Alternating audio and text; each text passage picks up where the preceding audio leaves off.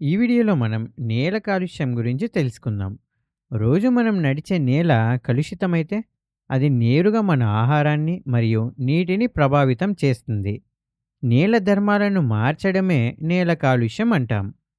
ఈ మార్పు 3 రకాలుగా జరగవచ్చు. 1 భౌతిక ధర్మాలు అంటే ఫిజికల్ ప్రాపర్టీస్. 2 రసాయన ధర్మాలు అంటే కెమికల్ ప్రాపర్టీస్. మూడోది జీవ ధర్మాలు అంటే బయోలాజికల్ ప్రాపర్టీస్. ముందుగా మనం భౌతిక ధర్మాల గురించి మొదలు పెడదాం. నేల ఆకృతిని అంటే టెక్స్చర్ను మార్చడం, సాంద్రత డెన్సిటీను మార్చడం, ఇవన్నీ భౌతిక ధర్మాలను మార్చడమే. నేల రంగు మారడం కూడా భౌతిక మార్పే. ఇక్కడ ఈ చిత్రంలో గమనించండి.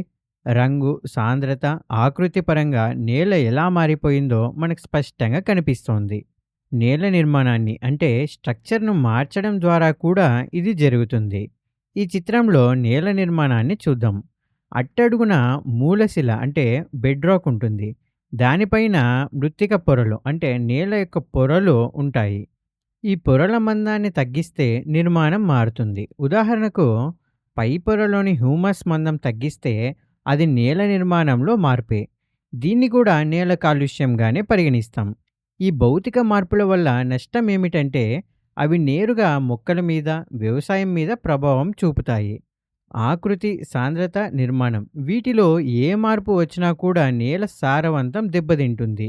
అంతేకాకుండా భవన నిర్మాణాలకు కూడా ఇబ్బందులు వస్తాయి. ఇప్పుడు నేల యొక్క రసాయన ధర్మాలు ఎలా మారుతాయో చూద్దాం.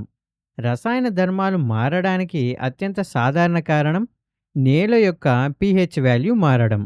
pH వాల్యూ బాగా తగ్గి నేల ఆమ్ల స్వభావాన్ని పొందుతుంది. బాగా పెరిగితే క్షార స్వభావాన్ని సంతరించుకుంటుంది. ఇక్కడ ఆమ్లం అంటే యాసిడిక్, క్షార అంటే ఆల్కలైన్. ఇలా నేల pHను మార్చడం అంటే దాని రసాయన ధర్మాలను మార్చడమే. ఇది ఖచ్చితంగా నేల కాలుష్యమే అవుతుంది. రసాయన ధర్మాలు మారడానికి మరికొన్ని కారణాలు కూడా ఉన్నాయి. నేలకు ఉప్పు కలిపిన, భారీ లోహాలను కలిపిన నేల ధర్మాలు మారి కాలుష్యం జరుగుతుంది. ఈ చిత్రంలో ఇక్కడ చూస్తే లవణాలు కనిపిస్తున్నాయి. అంటే సాల్ట్స్ ఎక్కువగా కనిపిస్తున్నాయి. ఇవి భారలోహ లవణాలు కూడా కావచ్చు.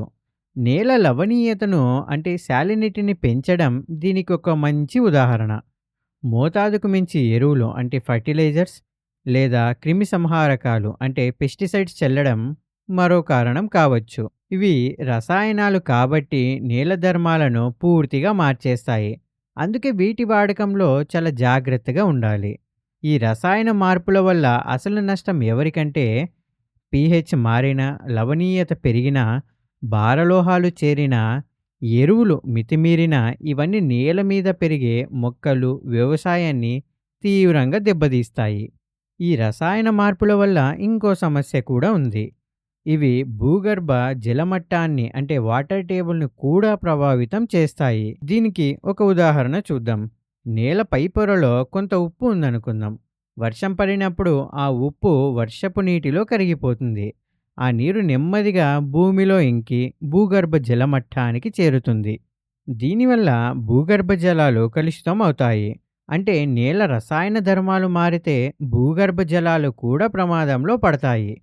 ఇప్పుడు నేల యొక్క జీవధర్మాల గురించి తెలుసుకుందాం. నేలలో చాలా సూక్ష్మజీవులు ఉంటాయి. అంటే మైక్రో ఆర్గానిజమ్స్ ఉంటాయి. ఇంకా బ్యాక్టీరియా, శిలీంధ్రాలు ఇలాంటివెన్నో ఉంటాయి. ఇవే నేల జీవధర్మాలు. వీటితో పాటు వానపాములు అంటే అర్థవామ్స్ కూడా జీవధర్మాల కిందకే వస్తాయి. నేలలో ఏదైనా ఒక రకమైన బ్యాక్టీరియా సంఖ్య అకస్మాత్తుగా పెరిగితే అది చాలా సమస్యలకు దారితీస్తుంది. ఒకే రకమైన బ్యాక్టీరియా పెరగడం వల్ల ఆహారపు గొలుసులో అంటే ఫుడ్ చైన్‌లో మార్పులు వస్తాయి. దీనివల్ల నేల ఒక నిర్దిష్ట బ్యాక్టీరియాతో ఎక్కువ కలుషితమవుతుంది. అదేవిధంగా వానపాముల సంఖ్య విపరీతంగా పెరిగినా ఇలాంటి సమస్యే వస్తుంది. జీవధర్మాలు మారడం వల్ల వచ్చే మరో ముఖ్యమైన సమస్య ఉపరితల ప్రవాహం. దీనివల్ల నీటి వనరులు కలుషితం అవుతాయి. ఇది ఎలా జరుగుతుందో ఇప్పుడు చూద్దాం. ఒక నేలపైన చాలా శిలీంధ్రాలు ఉన్నాయనుకుందాం. భారీ వర్షం పడినప్పుడు ఆ శిలీంధ్రాలన్నీ నీటితో పాటు కొట్టుకుపోయి నదులు, సముద్రాలలో కలుస్తాయి. దీన్నే ఉపరితల ప్రవాహం అంటాం. ఇలా నేల జీవధర్మాలు మారితే ఎన్నో సమస్యలొస్తాయి. ఇప్పటి వరకు చూసిన 3 రకాల మార్పులను ఇక్కడ జాబితాగా చూద్దాం. నేల ధర్మాలు మారడానికి ప్రధానంగా 2 కారణాలున్నాయి. ఒకటి మానవ రకం అంటే మ్యాన్ మేడ్, రెండవది సహజ కారణం అంటే న్యాచురల్‌గా జరిగేది. వరదలు లేదా తుఫానులు నేలను ప్రభావితం చేస్తే అది సహజంగా జరిగే నేల కాలుష్యం. మనుషుల వల్ల జరిగేది మనకు తెలిసిందే.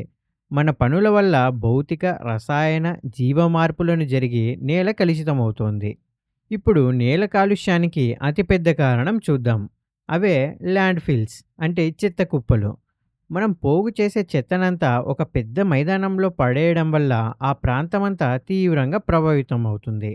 ఈ ల్యాండ్ ఫిల్స్ వల్ల భౌతిక ధర్మాలు మారి భౌతిక కాలుష్యం జరుగుతుంది. ఇందులో చాలా రసాయనాలు ఉండడం వల్ల రసాయన ధర్మాలు కూడా మారుతాయి. మనం పడేసే వ్యర్థాలలో ఎన్నో సూక్ష్మజీవులు ఉంటాయి. కాబట్టి జీవధర్మాలు కూడా మారిపోతాయి.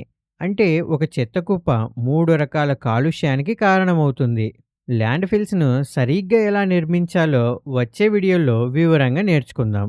ప్రస్తుతానికైతే మన ఇంట్లో మనం ఏమేం చేయగలమో చూద్దాం. అవే 3 గోల్డెన్ ఆర్‌లు. Recycle, reduce, reuse. ఈ 3 ఖచ్చితంగా పాటిస్తే మన చెత్త కుప్పలు ఇంత దారుణంగా అయితే పెరగవు. మొత్తంగా చూస్తే నేల భౌతిక, రసాయన, జీవ ధర్మాలలో ఏ మార్పు వచ్చినా అది నేల కాలుష్యమే అవుతుంది. దాన్ని తగ్గించడం మన చేతుల్లోనే ఉంది.